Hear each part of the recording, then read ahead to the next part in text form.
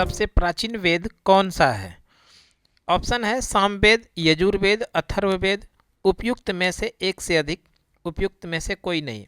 ये प्रश्न अभी हाल ही में बीपीएससी टीआरई 3 जो शिक्षक भर्ती के लिए हुआ था, इसमें से ये प्रश्न कक्षा 6 से 8 तक के लिए जो अभ्यर्थी एग्जाम दिए थे उसके लिए प्रश्न पूछा गया था।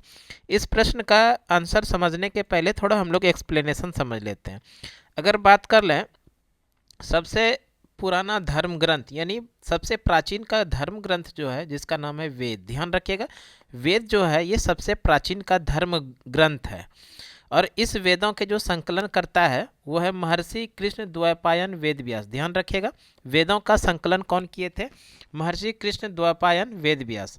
अगर हम लोग बात कर ले वेदों की संख्या, तो वेदों की संख्या 4 है। ऋग्वेद है, यजुर्वेद है, यजुर्वेद, सामवेद और अथर्ववेद। वेदों की संख्या 4 है, ऋग्वेद, यजुर्वेद, सामवेद और अथर्ववेद। इनमें से सबसे बाद का जो वेद है, सबसे पहले प्राचीन का वेद जो है वो है ऋग्वेद। ऋग्वेद को सबसे प्राचीन का वेद कहा जाता है और इस ऋग्वेद में मंडलों की संख्या कुल मिला के 10 है, सूक्तों की संख्या 1028 है और ऋचाओं की संख्या 10,462 है। यहाँ से भी ध्यान रखिएगा ऋग्वेद जो है सबसे प्राचीन का वेद है जिसमें मंडलों की संख्या 10 है, सूक्तों की संख्या 1028 है और ऋचाएँ की संख्या 10,462 है।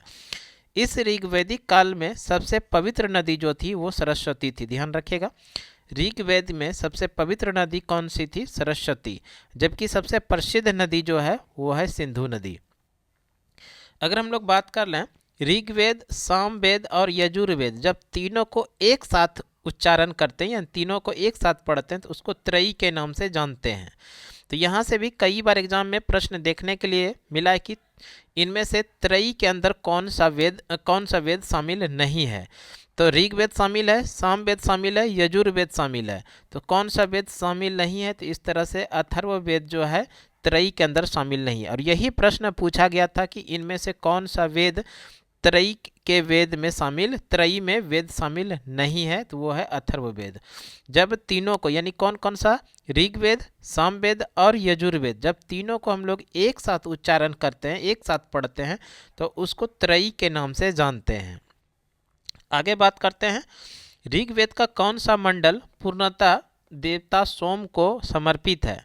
ऋग्वेद का जो 9वां मंडल है ये 9वां मंडल ये पूर्णतः देवता सोम को समर्पित है। ध्यान रखिएगा ऋग्वेद का 9वां मंडल जो है देवता सोम को समर्पित है। अगर हम लोग बात कर लें वर्ण व्यवस्था का सर्वप्रथम विवरण किस में मिलता है? तो वो ऋग्वेद में ही मिलता है।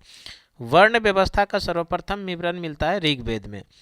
ऋग्वेद के काल में, ऋग्वैदिक काल में, यहाँ पर ध्यान रखिएगा ऋग्वैदिक काल में बलि जनता का विश्वास किसमें था? तो बलि एवं कर्मकांड में था। ध्यान रखना हम लोगों को ऋग्वेद के काल में जनता का विश्वास था बलि एवं कर्मकांड में।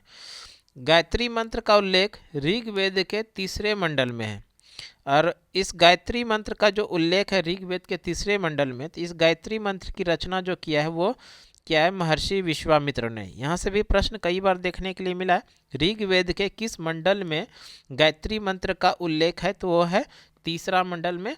और ये गायत्री मंत्र की रचना किसने किया है? तो विश्वामित्र ने किया। अब हम लोग आ जाते हैं प्रश्न में। आपके लिए जो एग्जामिनेशन के अंदर प्रश्न पूछा गया था, प्रश्न क्या था? वेदों में सबसे प्राचीन का वेद कौन सा है?